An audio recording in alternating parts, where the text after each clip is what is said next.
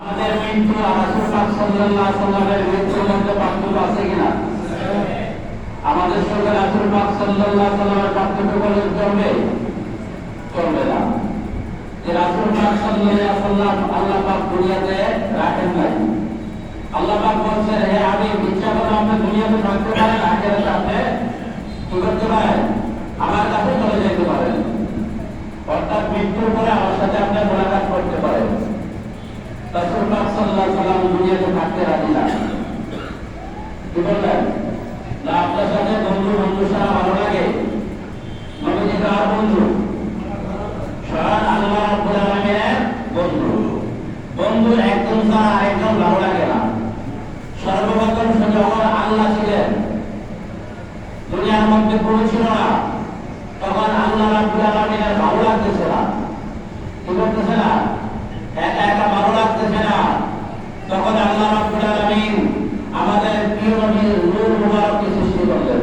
সুবহানাল্লাহ। সৃষ্টি করে কিতাবের মধ্যে আছে ৭০,০০০ বছর হাতের মধ্যে রাখলেন, এই নূর থেকে কোনো আওয়াজ আসে না। ৭০,০০০ বছর পরে আল্লাহ বলে একটা ডাক দিলেন নূরটা। সুবহানাল্লাহ। ৭০,০০০ বছর নূর কি করে সৃষ্টি করার পরে তখন আল্লাহ রাব্বুল আলামিনকে ডাক দিলেন। আল্লাহ রাব্বুল আলামিনের কুদরতি বলে ঠান্ডা হয়ে গেল। তো আল্লাহর বন্ধু ছাড়া আল্লাহ কি করে না? ভালো লাগে না। এই জন্য সর্বপ্রথম আল্লাহ রাব্বুল আলামিন আমাদের নবীর নূরকে বানাইয়া আমাদের নবীর নূরকে বানাইছে সর্বপ্রথম, কিন্তু আমাদের নবীকে আল্লাহ পাক দুনিয়াতে পাঠাইছেন সবার শেষে। কিন্তু এরপরে যদি আমাদের নবীর পরে কোনো ব্যক্তি নবী দাবি করে, সেই ব্যক্তি কাফের।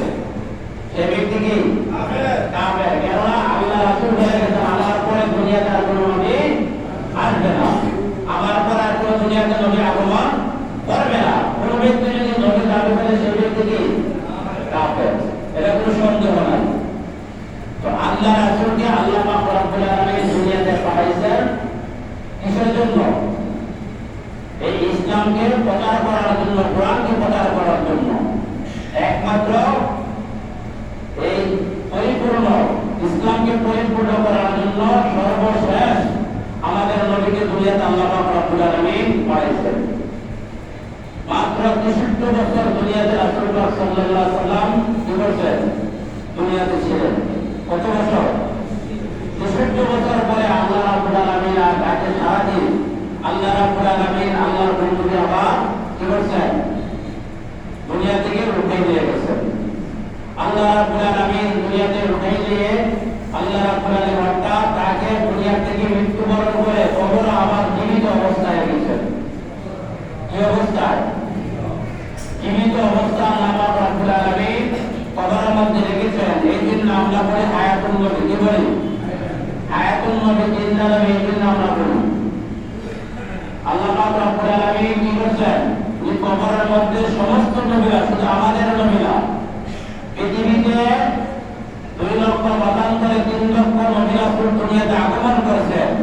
প্রত্যেক নবীগুলোই কবরের মধ্যে জীবিত অবস্থায় আছে এবং নামাজরত অবস্থায় আছে। কি অবস্থায় আছে? যখন আমাদের নবী কি করলেন? মেরাজে গেলেন। যাওয়ার সময় মুসা আলাইহিস সালামের রোজার পাখি কি করলেন? পাশে ওরা গিয়ে যখন থামলেন, তখন রাসূল পাক সাল্লাল্লাহু আলাইহি ওয়াসাল্লাম বললেন, ইয়া রাসূলুল্লাহ, এখানে 2 রাকাত নামাজ পড়েন। তখন বললেন, এটা কোন জায়গা? বলছেন, এটা মুসা আলাইহিস সালামের কবর।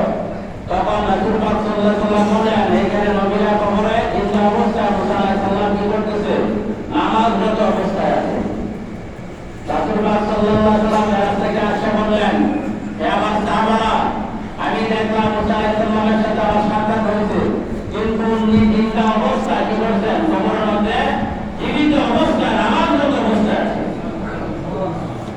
নবীরা কবরের মধ্যে কি করে? নামাজ পড়ে।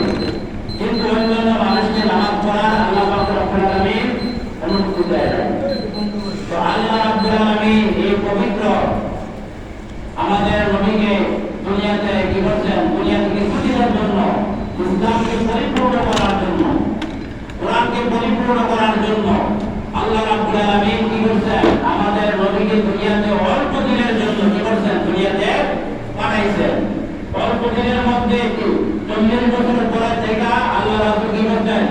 ইসলামের দাওয়াত দিয়েছেন, এর আগে কিন্তু ইসলামের দাওয়াত দেয় নাই, এর আগে কি করে নাই?